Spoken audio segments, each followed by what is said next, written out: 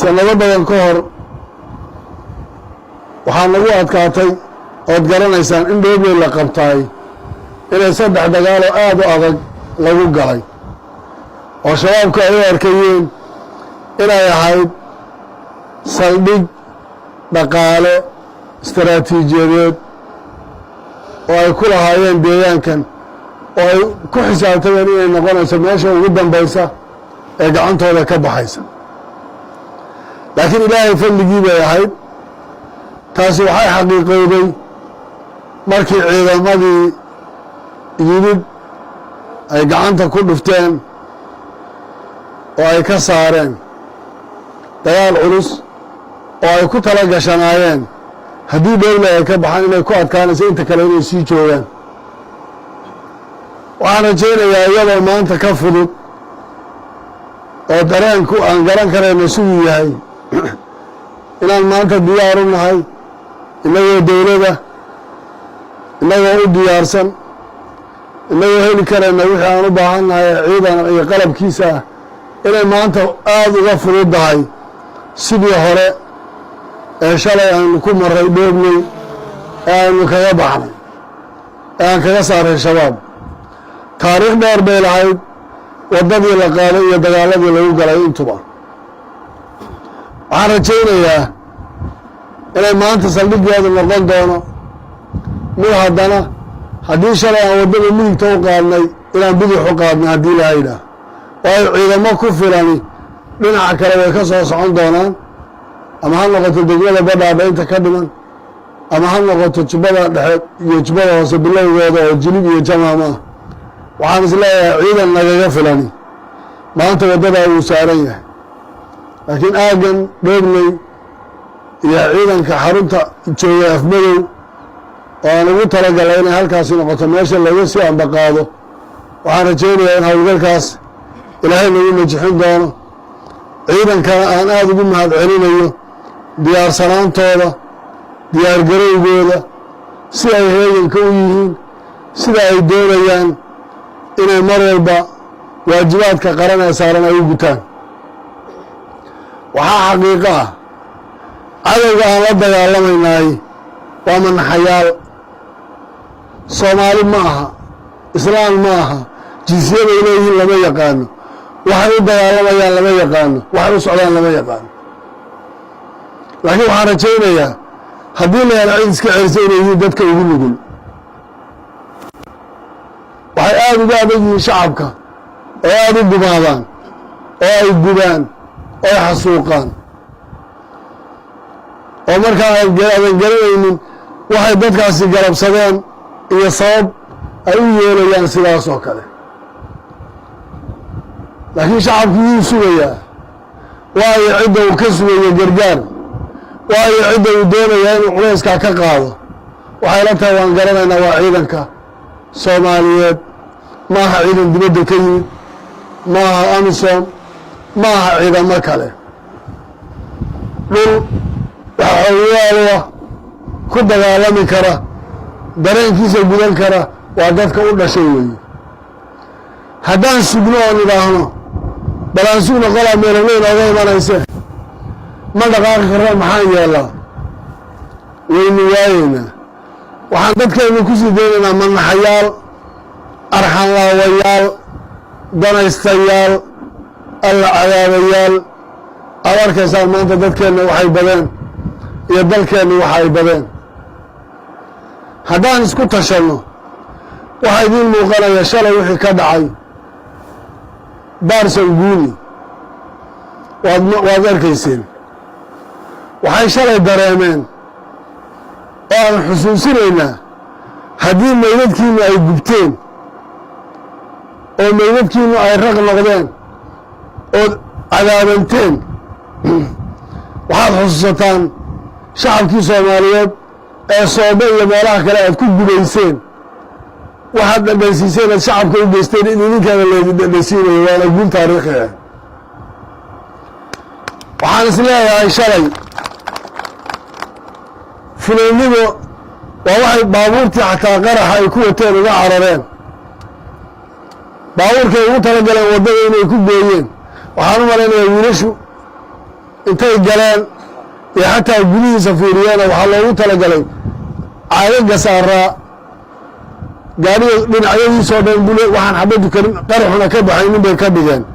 waxay ugu talagaleen inuu kor iyo hoos u qarxo oo buundada lagu gooyo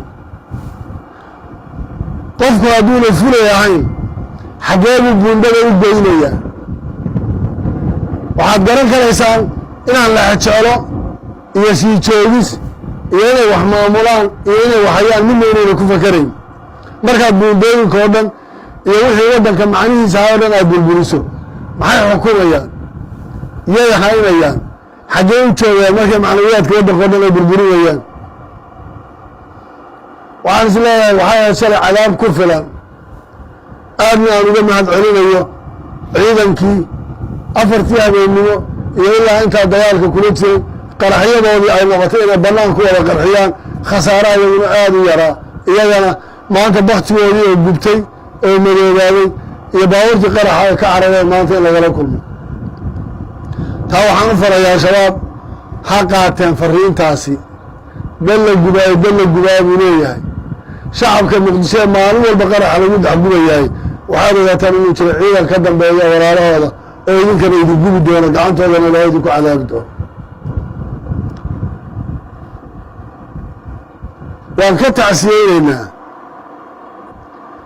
intay ciidamada daba maraan inay dadka shacabka ah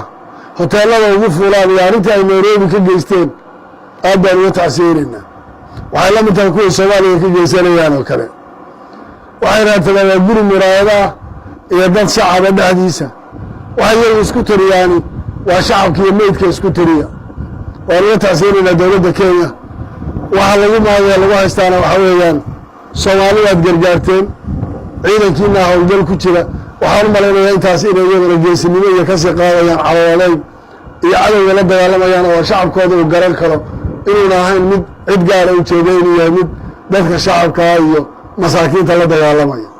taa waxaan rajaynayaa iyagana in ay ka gudan doonaan aanan uga tacsiyeynayno waxaan rabaa soomaalidu waxaan marar badan ku celiyey ha isku tashato ha fiiriso dalkeeda iyo dadkeeda war hadduu shacabku baaboo oo maalin walba la xasuuqo oo la qarxiyo oo dhibaato loo geysto waxa la maamulayaa wa'yo waxaan odhan lahaa war siyaasiga soomaaligii dib ha u fakaro ha xisaabtamo waxa la maamulayo waxa la hor istaagayo cidda la rabo in loo taliyo hadday baaba-aan wa'yo cidda la maamulayahay haddaan isku tashanno innagu oo maanta aan ku talagalno inaan dagaalka aan go-aansanay aan wadanno waan hubaa innaga jubbaland joogno inaynu soomaalida kale o dhanna ka horayn doono haddii lahayla waana rajaynayaa insha allahu inaan dagaalka aan bilowno ugu tegi doonno gobollada kalena oo shabaab aan ka wada xorayn doono haddii ilaha yidhaah waan ku celinayaa mas-uuliyiinta soomaalidu dib ha u fakareen legacy bay ka tegayaan iyona noqoni kursigaan ku fadhiisto waan ka tegaya ha noqdo dadkaan iyo wax la gaar shalay riyay ahayd markaan dhoobnay ka gudbayno waxay ahayd riyo laga hadlayo lahaa kolaba lama dagaalami karayo maa laga joogo dagaalkii jaldaysa aan ku galay wuxuu ahaa abid dagaalaan gala kii igu adkaa mana la sawirayn shabaabna waxay ka fakarayeen siday noo qaybsan lahaayeen nin walba ninkuu qaadan lahaa xataa inayna addoonsadaan bay malaha ku fakarayeen guushii laga gaaray waxay noqotay inay afmadow ka sii qaxaan oo ka sii socdaan maanta markaan u dhaqaaqnaan xagar tagno haddii laa yidhaah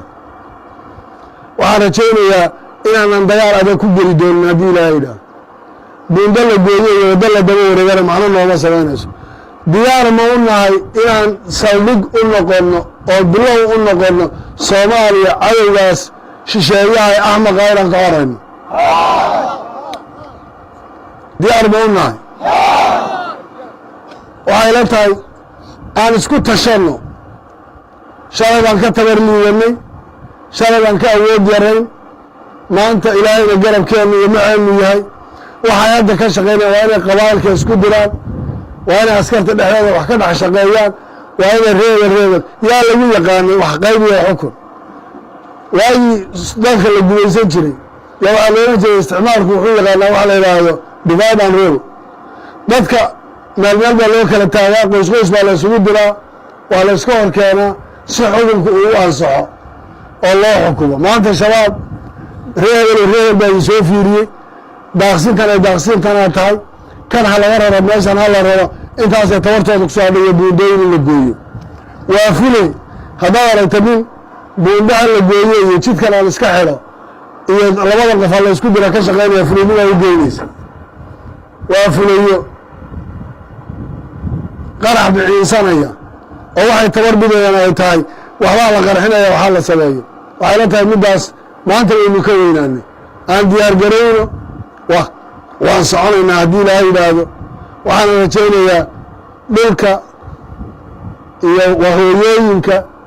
iyo ardayda waxbarasho la-aanta iyo kuwa isbitaal la-aanta ee inay xoolaha ka qaadaan miyaana wax kale u tarini maanta innagayna sugayaan innagay maanta inoo yeerayaan ma hadli karaan oo xor ma aha ma dhaqan karaan xoolahooda oo waa la qaadanaya si walba dhibaatadaa ugu filan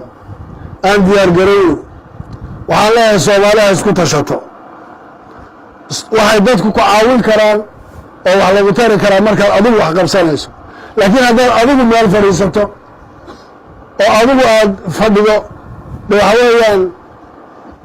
cidna inta afka raashin kugu gunta ku quudin mayso aan ku talagalno arrintaas aan ku talagalno soomaali maanta geeska ugu sheega ka ugu dambeeya haddii la isku daro waxaan u malaynaya inaynan cidna u baahanin aan dhisana ciidamadeenni ama xoog dal ha noqdeen ama kuwii daraawiishta ha noqdeen ama kuwa kale booliska ha noqdeen gudo iyo dibadba magaalooyinka gudahooda iyo banaanka waan iskaga filannahay aan isku tashanno waxaan idin rajeynayaa guul waxaan u diyaarnahay howlgal waxaan sugnaa waa inaan dhaqaaqno aad baan idiin salaamaya asalaamu calaykum waraxmat ullahi wabarakaatu